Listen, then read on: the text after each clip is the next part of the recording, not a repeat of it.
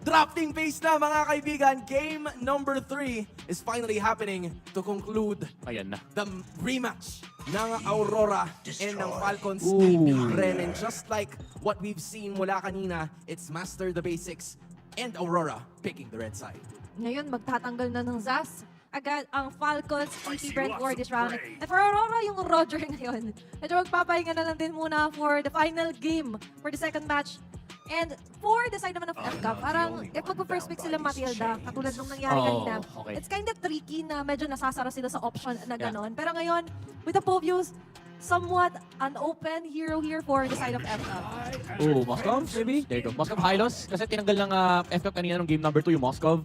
So now that it's open, kinuha kagad dito sa kamay ni Doming and pinares ang Hylos. And this time around, instead of first picking the Matilda, they went with the Matilda second pick para at least hawak nila yung Phoebus Matilda. Maybe save the Paramis pick for later. Kuha ka muna ng jungle dito, like a Nolan. Or, actually, pwede ka mag-Valentina dito para may kopya ka nung Norris pathway. Or, pwede nilang ulitin yung Alpha. They could actually for FCAP. Kaso nga lang, kung sakali na kumuha nga sila ng Valentina this early, this leaves a spot for Aurora if ever man umayabusa, pero gana pa rin naman kasi for Demon Kite here. And so far, may mga opens such as the Ling here, even the Nolan here for Aurora. And yung Julian nga pala. Yeah.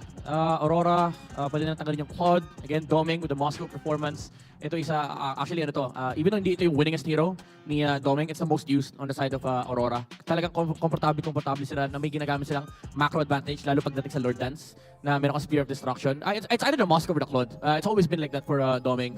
But now with the Moscow, I think warranted yung Claude ban. Unless talagang willing palusutin ng Aurora yung Claude, tapos meron nakahandang counter pagdating sa second phase. Yeah, there's somewhat of a similar playstyle para kay Doming and kay Super Marco whenever they tend to use this Moskov at some point in time. So, with the Moskov finally being picked by Aurora, ang tanong na hinahanap ng hold up. Oh my Leave that gosh! question for later dahil ngayon, Bane ang i-pick up ng Aurora. Malalim ang reserve ng Aurora. That's such a good answer against the Phoebus.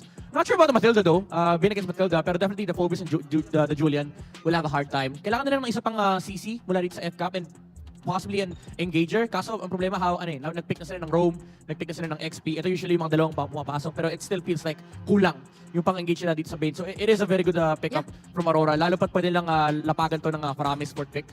It's a Bane, Hylos, and Paramis combo na pwedeng ilabas ng Aurora. And lately, kung ako nagkakamali, nagamit na rin naman yung Bane dito sa MPL. So most likely, there's a bigger picture than we see here. Pero looking at the hero damage per game ranking, Look at how close it is, right? I mean, 1 to 3, it's separated by just 7,000 in terms of damage. Pero impressive pa rin yun. Especially para kay Kyle TC. Yeah. Kasi kung tutuusin, that is the damage output na talagang binibigay niya in the early portions of the game. Given that Falcons AP Bren, yung iba sa mga games nila, tumatagal lang ng sobrang bilis. And for Demon Kite as well, he's somewhat proving himself in this matchup by also finishing it at least 10 minutes and 50 seconds, especially nung game number 2. Okay, paparating ata yung Paramis ni Uwe sila. Aurora mismo nag-ban ng Valentina. Ganun kabigat yung fourth pick ng Aurora. Tinanggal nila yung comfort, yung quite possibly the best hero ni Uwe. Just to make sure na wala ring kopya ng Netherrealm. I mean, di pa rin naman natin sure, but it just feels like na unstoppable yung Paramis dito. parang dun papunta. Parang yung angulo ngayon ng Aurora, to be honest. Yeah. And kasi, katulad nga siya mo with the Bane, parang kailangan niya pa ng extra survivability here. But for FCAP kasi, pag na-torrent nga sila, they will still pick to ban out the Vexana here for the final round. At ngayon sa pagbabalik, may pagkakataong ang Aurora. Will they pick that Paramis for Yue? Kasi delikado pag nakuha ng FCAP yung Paramis. Again, it's a Matilda Paramis Phoebus. You can argue na may Aurora naman. No pun intended.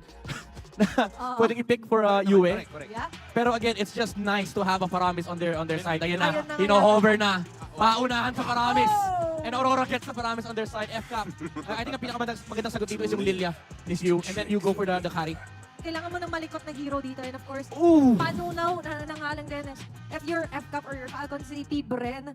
Pero with the Paramis pick kasi, it changes the whole face of the team fights talaga. Sumakit yung ulo ni Kapitan Few. Naramdaman Diba? niya eh. Hindi siya makikipag-appear tayo. Sumakit na talaga yung ulo niya Sumakit yung dito. ulo niya. Joke lang. I think Grabe. Lilia Carry, Lilia Claude, Lilia Nathan. Alright. Yun yung mga option dito for FCAP. Unless gusto na mag-Louie. Oh. Yung mastery din ng dalawang teams na to in terms of micro and macro games. We've seen their individual statistics. But as of the moment, it's gonna be Falcons, AP Bren, and Aurora. There goes the Louis and the Melissa. Probably another hero that's unlocked by Super Marco. Nagamit niya na ba ito? Unlock to. Ang gumamit lang nito is Kuzen. It's a natural counter against Paramis. I'm not sure about the Melissa into Bane matchup though. So yun yung pwedeng butasin dito ng Aurora. So now, Aurora is looking for either an XP or a roam. Although, a Tigreal would be nice here. Tigreal would be nice against the Louis and the Melissa. Kasi yung instant jump. Wala pa ako nakikita Melissa naka-purify by the way. Tsaka meron naman Oh! siyang Oh dito. my! What a refreshing sight to see! Para sa Aurora! Okay. It's a pseudo-tig na anti-dash. Ang ganda dito, pag nag-TP ka sa harap ng isang Mincetar, talaga malalapagan ka ng King's Calling. Ano siya yung Pobius mahihirapan dito. Pagpasok niyo dun sa ring, parang pre, taas kamay muna ako. I mean, may problema pa rin naman yung Aurora pag nag-vengeance dito, yung Phoebus. But that's a big question. Kung makakapag-vengeance ba yung Phoebus and if enough yung kanilang sustainability laban dito sa Aurora. Especially if Renate is gonna be using this hero all the way from Georgia. Meanwhile, Melissa naman ang kukunin ni Super Marco. Casters, pasok. Malalaman na natin kung playoff secured na ba ang Falcons AP brand by securing Game 3 o pipigilan ba ito ng Aurora MLBB. Maulan na gabi para sa lahat ng mga sumusubaybay ng MPL Philippines. Stay safe, stay dry, manood kayo ng laban na to. Kabang-abang, may mga bagong ipinakita ang ating magkabilang kupunan. Ngayon naman ay Mensitar para sa kupunan ng Aurora na gagamitin ni na Hitman Renny J. Wow, bago na naman ang ating nakita kahapon, si Chakno ang nagbigay daan sa mga kakaibang pick katulad na lamang ng Beleric. But this time around, may bago na naman tayong makikita. As you said, the Mincetar coming in from Renny J, isa sa mga roamer picks na anti-dash kung tutusin. Kung iisipin mo, ang ganda nga naman at gagana siya no kung itatapat mo kay Flap TZ, even kay Kyle TZ kasi nga naman yung panakas nila design or nakaatang doon sa mga dashes na meron sila. At ngayon ang tanong na hindi ko alam yung sagot sa totoo lang. Counted ba as movement ability yung Infernal Pursuit? Oo nga, no, pero mamaya natin sagutin na kasi si Edward ang napuruhan at ang unang dugo ay makukuha ng Falcons AP brand. Falcons AP Brand setting up the pace pero mukhang may gagawing sagot ang Aurora doon sa may bandang gold lane at hindi nila tinuloy yun. Rumekta na lang ng mid lane. Libreng first blood ang nakuha doon ng Falcons AP Brand. Kaya naman mukhang mag-e-enjoy si Flap TZ ng pagpa-plato ng saglit. Ay! Renny J na pa-flicker. Ang sakit doon na naramdaman din ni Renny J yung damage pero nararamdaman ni Domeng yung mga models habang normal hits lang ang sinasagot dito ni Super Marco. Okay, any moment pwede siyang tumalon at pwede niyang ihatid si Super Marco pero re-respeto muna sila kasi ang lalim niyan. Available pa naman ang flicker para dito kay Domeng. Nakapag-regen na rin ng bahagya at ayan na nga. Safe muna ang gold laner ng Aurora. Punta tayo dito sa may bandang mid lane. Yue and Ogwen mukhang nagpapanatan na dito. Renny J still looking for that ulti. Kalahati na pala ang buhay ng pinakaunang pagong ng larong ito. Okay, level 4 na si Yue dito habang level 3 pa rin si Renny J. Unang pago, may nakuha na ni Kyle TZ at nakatalunan muna. Nagamit rin nito. Version? Habang may derivation free din, isasagot. Few, nag-aabang lang ng lalapit sa kanya. Hindi naman tumama yung kanyang dispersion.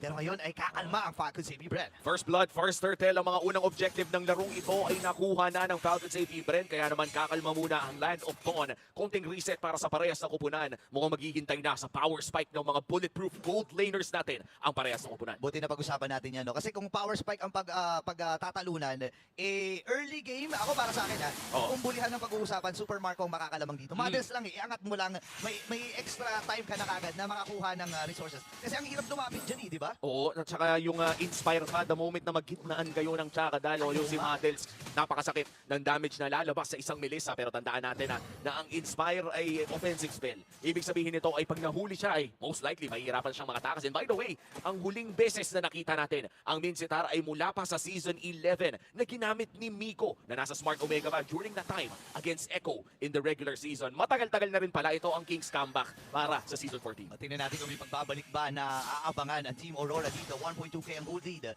Pero doon sa may bandang itas, may konting panatan na nangyayari. Pero sabi dito ng Falcons AP brand, tara na kaya, puntahan na kaya natin yung top lane. Ayan na, 4 na tao. Okay. Isang Domeng lamang.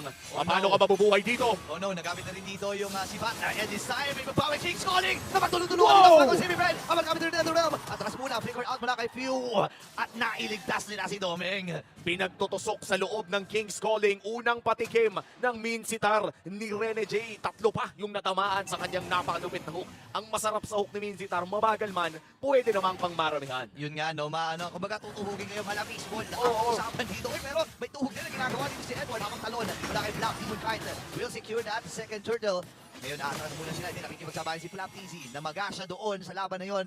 And this time ay transition dito sa may top lane na medyo tahimik ang banatan. Lagi lang may sagutan pero laging yung mga rotations mula sa Aurora at Falcons AP pre, nagkakabasahan sila sa gold lane at laging may nagre-respond. Slight na suntukan dito sa XP lane pero alam naman natin parehas, huwag na tayong maglokohan ay hindi naman mamamatayan kung mag-isa lang. Wala pa talaga yan, no? Kaya nga, kung papansin natin si Black TC, no, na mag-qualify siya para lang maiwasan din at makatakas dun sa mga plano dito ng Team Aurora. Ngayon, na yung 1.5k gold lead ng Falcons AP ay bumaba na. Oh, mayroon diversion na si Renny J ay nakaabang at hindi tinuloy ng Falcons AP Bren yun. Oh, with that retribution from Kyle TC, dispersion rotation mula Oy! kay Q. Di kang pamatuhog. Munti ka na, pero again, mabagal ang hook ng isang Winsitar. No? Pag nakaliko ka ng konti, hindi na ata makakaliko ka, par. Naku, kinaatay bigla yung kabayo doon. Hindi na nakaalis at nakaalpas. Pero si Renny J, nagpapanggap na damo dyan. Nagpapanggap, kaya gumalaw, pre. View, hindi nila chinek at mukhang nahuli si Kapitan. Naku, pwede niya ilabag dito yung King Soling. And si Yue ay nakabackup din. Iniligtas muna ni Ogwen. Pero critical ang buhay ni Doming dito sa may top lane. Habang nangyayari mo rin, 1v1 dito sa may bandang gitna. Demon Kite and Flap TC. Pero aatras na muna si Flap dahil sa iduguan. Respeto na lang sa parehas. No, alam nila na parating na ang backup. At si Renny J naman ang nabigyan. Parating na naman, pero King Soling ay nagamit kahit easy. Paano ka makakatakas? E di sabi mga matay, hindi tumama yung si Bata. Mula kay dito. Eh, makauntin sila niya figure out from Yue. Tatagos sa Sway Pader, hindi na makahabol dito. Pero may diversion play. Sila na pinaplano. At Yue! Mapapatay ni Super Marco. Grabe yung damage na nanggagaling kay Super Marco. Yung offensive capabilities na meron ng Falcons AP Bren dito ay nararamdaman ng taga ng Aurora. Ang tuloy-tuloy ba? Dapat sa Turtle Pit. Naku po, andun yung mga nakap. Demon Kite kailangan ng tumakbo ng puset. At makakasurvive siya at makakakapit doon sa Tori sa may bandang ibaba. Yung Turtle ay buhay pa rin. Yue with those spokes. Hindi pa ganun bumabaon at bumabakat. Yung mga ghost burster niya. Pero hugot ni Renny J. Hindi tumama. Ayan na nga, kailangan ng abangan kung makakahuli nga ba si Renny J. Half HP on this Turtle at bukas kukunin na nga dito ng Falcons AP Bren. Pero may trade-off na mangyayari doon sa taas. Okay, may 1v1 doon sa pitaas. Habol na rin si Pew dito, Doming. Naku, mali ng dadaan ng damuhan. At si Pew makakuha ng kanyang kill. What a rotation coming in from Few. Nahanap nila si Doming and that's the first step. Again, itong dalawang gold laners natin ay mahirap patayin. Yeah. Napaka-rare magkaroon ng deaths ni Doming at ni Super Marco. So malaking bagay na napitas sila ng Falcons AP Bren and for Aurora para makapag-recover sila. Kailangan siguro nilang makahanap ng mga prime targets na ilagay sa loob ng King's Calling. O yun na nga ito. Si Blanc si ba magiging prime target? Parang Hindi. Nakikipagsabayan lang habang nilagabag yung King's Calling. Ugwe nandun. Susunduin lamang si Flap TC sa may sticker ng kanyang sariling sticker. Super Marco. Sinig daw na yung Dorin Ayan na. sa may taas. Yung tatlo tatamaan! Wow! Sinama pa din si Flap TC. Nagdadabog na. Sino ngayon nagsusupalpal dito kay Flap TC? Tamang And daktak around. lang. At nandun yung sibat. Di wala tinamaan. Flap TC atras din lamang. Pero wala ring aabutan yung sibat. Mula dito kay Renny J. Knock from Kyle TC. Buti nilang wala pa doon si Pew at si Super Marco. Pero malaya nilang makukuha yung Torre sa gitna.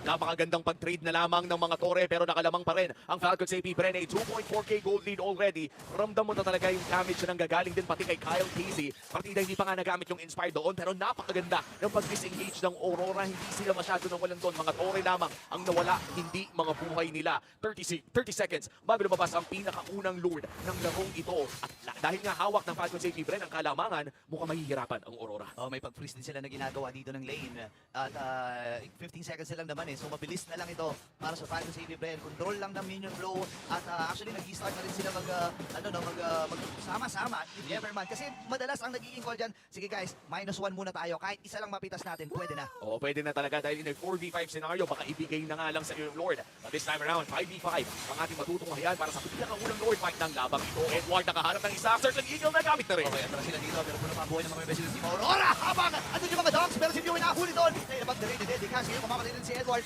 Napakadali talaga dito si Super Marco. Kailangan matras si Demon Kite. Pero hahabol pa rin nandun yung mga dogs. Isa pa, pero hindi aabutan. Flap TC. Hindi rin tumama yung nakap niya na iligtas ng Team Aurora ang kanilang main jungle. Pero ibibigay at malaya na itong makukuha ng Falcons AP Bren. 1-for-1 trade para doon sa Lord. At Lord ay mapupunta sa kamay ng Falcons AP Bren at hindi na ata kakayanin pang mag-split si dito si Domeng dahil delikado. Hindi nila alam kung nasaan si Julian, hindi nila alam kung nasaan si Flap. Kaya naman magbabak na lamang ang Aurora MLBB at dedepensa sa pinakaunang Lord push ng Falcons AP Bren. Tandaan natin, ang inilalaban ng Falcons AP Bren ay masecure yung kanilang playoff slot. Kapag nakuha nila itong laban nito, Matic, dire-diretso na na sila dito. At ang Team Aurora naman, additional kills para sa kanila! Pero si Demon Cut ay hindi na nakahampas. Ako si Edward lumatras, hindi rin no. naman ng sibat. Then si Edward, kailangan lang lumayo yung hindi tumama doon. Ay! Kailangan matras. Doming yung nakaka-free. Pero ang sakit na rin ng mga folks from Falcons AP Bren. 4.3k ang kanilang goldie. Pwede magkamisisyon sa may bandang kita. At yung Lord Oo. ay malaya pa rin nagmamarka sa baba. 12 seconds para dito kay Demon Kite para magkaroon ng 5v5. At mukhang buhay pa nga ang Lord kaya gagamitin ito ng Falcons AP Bren doon sa may bandang ibaba. Yung mid lane ng sunod nilang pupuntahan. That's another turn it down. Inhibitor sa taas. Biglang pumunta na rin sila. Pressure all around para sa Falcons AP Bren pero magandang pagdepensa mula sa Aurora. Well, para sa akin, Falcon CV Bren, pasabog naman din nila yung mga aura nung mga tore na yon. Tumama yung Spear of Destruction, pero wala pang lakas ng loob si Doming na sumama at humabol doon. At isa pa, dami kasi din ng Falcon CV Bren eh. Oh, item check na rin, no? May damage naman na nahawak si Doming. Ay, oo. And compared dito kay Melissa, kaya mas nararamdaman natin ang sakit ng Melissa ngayon ay bukod sa lamang ng item dito, may Wind of Nature na siya, ay meron din siyang hawak na Inspire. Tandaan natin, no? Pag tumama ang model o yung Chakadal ni Melissa, may additional damage pa yan kasi may bumabalik sa Chakadal, may bumabalik pa sa'yo. Kung damay civilian yan, mas lalo na kung dikit-dikit. Kaya naman for Aurora, pakinggan ko ang game plan dito ay pitasin kung kaya si Super Marco. Hindi na nila kaya mag-team fight dito, men. Oo, mahirap talaga. Pero kasi, paano mo pipitasin yung hero na hindi nagpapapitas? Unang-una, ang dami mong dadaanan dyan. Kay Flap TZ, kung papansinin mo nga, parang sinasalo nila niya. Siya na ang nagiging, ano dito, kung may bulletproof, siya ang literal na nagiging bulletproof dito. Actually, hindi lang bullet eh. Pati mga espada, pati mga powers. Siya na yung sumasalo talaga. Hindi naman naman, tamang dunk. Pero tumama na rin at ay nabaging King Tonic. Hindi naman nakapadang board members dito pala sa Silent Team Aurora. Ngayon, nagamit na rin yung NetherRealm. Marami mga ultimates and kits na na-expend mula dito sa Team Aurora. And yung isa sa mga pinaka-importante parte, which is yung NetherRealm, ay magiging susi ito para sa Paco CB Bren na mag-commit if ever man. At saktong-sakto, lalabas na rin ang Luminous Lord. Ramdam pa rin ang pressure sa loob ng jungle. Papasok dito ang Matilda. Nakaharap ng dalawa din ang nakap. Nakila pa! Pero si Mew ay napatras din. Na-pin down itong si Domi. Pero double kill! Nakagad dito kay Flap at si EZ. Ngayon tumama yung Spear of Destruction. Pero ayaw gumuha ni Domi. Hindi! Doming! Joke lang pala! Kasi go siya dito. Kaya lang naramdaman niya yung dispersion, yung rotation, yung text lang na yun. Nangalahati kagad yung buhay ni Doming. Now transitioning doon sa Luminous na Lord. Ang Falcon City Bren. At tanong, kakayanin bang lumaban ng Aurora? Kailangan na ata nilang ibigay ng libre ito. The Luminous Lord is secured by Falcon Safety Bren. Sumide lane na lamang si Doming. Pero kailangan na rin niya atang mag-back dito dahil nandyan na si Mew at si Flap TC para i-cover ang lane. Lumalaki na ang lamang ng Falcon Safety Bren. 8,000 as we enter the 13-minute mark and item check na din lang. Palapit na ng lock item si Super Marco at pasakit ng pasakit ang Melissa na to. Oo nga, no, isa pang physical damage item para dito sa isang Melissa. At ngayon, bumili na rin ng Winter Crown ito si Kyle TZ. So parang ready na siya makipagsabayan if ever man na maipit kasi siya doon sa King's Calling. Pindot lang kagad ang Winter Crown. Okay na eh. Important defense para sa Aurora at napakasakit na nga po talaga ng mga miyembro ng Falcon Safety Bren. Isang push at isang base lock na lang ang kailangan gawin ng Falcon Safety Bren to secure a playoff spot para dito sa regular season ng MPL Season 14. Papasok na nga ba sila? Nice counter by Edward si Yue! Ganda ng mga Duckson, Yue mamamatay! Habang tuloy-tuloy pa si Flap TZ, wala na siya pakialam sa nakaramdam dito si Aurora. Nasakto yung Team Calling, same with the Death Catch. And this time ay may ipitin sa may bilihan at hindutan ng mga Winter Crown. Ngayon tuloy-tuloy pa rin ang Falcon Safety Bren sa likuran! Si Edward ay mamamatay! Dalawang tutumba para sa Team Aurora, kasama pa nila yung Lord. And meron pa sila mga minions dito sa pagkakita. Let's see, bumugo pa sila dito, pepreno ng saglit at transition sa baba. 20 segundos para kay Rene J! Crucial kill mula kay Doming! Owen goes down! At si Kyle TC na kalahati na rin yung buhay. Nag-back na muna ang Falcon Safety Bren. Mission successful pa rin naman. 3 inhibitor turret ang nakuha ng Falcon Safety Bren. Pero sa Aurora, may oras silang huminga at may oras pa silang gumawa ng possible game-turning play. Napatapak sa preno dito ang Falcon Safety Bren. Alam nila na kapag ipinilit nila yun, maaari sila magdelikador. Remember, si Doming, nararamdaman na at bumabakat na yung mga sibat na mayroon siya. Demon Kite, hindi man natin nakikita yung damage, pero unti-unti na niyang natutuklasan din na kailangan lang pala natin gamitin yung Deadly Catch pang-counter engage. Oh, at nakikita na nga rin natin na yung Aurora at this point, si Doming ay sumasakit na. Ayan, oh. Nakaipon na rin si Doming, currently number 3 sa Gold Receipt na nakikita nyo ngayon sa inyong screen. Malaki man ang lamang ng Falcon Safety Bren, kailangan pa rin kunin ng Falcon Safety Bren yung tsansa na pitasin si Doming. And the same goes for Aurora. The moment na makuha, yan ang pinaka-importanting pick na pwede nilang makuha in this game. 30 segundos bago lumabas ang sunod na Lord. Hindi pa naman ito yung Evolved Lord. Yeah, hindi pa yan. Kaya nga kailangan ding alalahanin dito ng Team Aurora kung paano ba nila kukontrolin at makapunta doon at makakontest doon sa Lord. No? Inuna na nila yung wave ng minions. And again, kakatapos lang at kakagaling lang ng Falcon sa AP Bren sa isang panalo na punong-puno ng mga minions na bumasag na torre. So kailangan maging mindful dito ng Team Aurora about doon sa wave ng minions. Pinadala nila si Doming sa may bandang ibaba. At sakto-sakto yan dahil may Spear of Destruction naman. Ang tanong pa, paano ang entry dito ng Aurora kung sino nagamit na? Demon Kite nandun sa may bandang likod, may namantuhan na. Spear of Destruction, tatama nga ba? Hindi! Hindi tumama doon. 45 ang magiging laban. Kailangan mag-out dito ng Aurora. Nakamit na rin ng Netherrealm ngayon. Go ata ang magiging signal dito ng Falcon City Friends. Si Doming, nilakad na lang. Si Flat Easy, talagang sumusugod. Wala nang pakialam doon sa damage ng Team Aurora. And this time, may makukuha na ang Lord. Pero lumabang rin with the diversion play. And this time, dalawa kami na nakuha ni Super Marco. Kailangan kumapit ng Team Aurora. Binigla na nila right after the Lord take diversion play. Nandyan na rin yung minions. Hihintayin pa kaya nila yung Lord o tatapusin na kaya agad nila ito. Doming, bumabanat na Owen, mababa. Flat Easy nasa harap. Playoff secured na ba? Falcon City Friends. Kalahati ang buhay ni Flat Easy dito. Wala na yung main damage dealer ng Team Aurora. At playoff secured. Ang Falcon City Friends.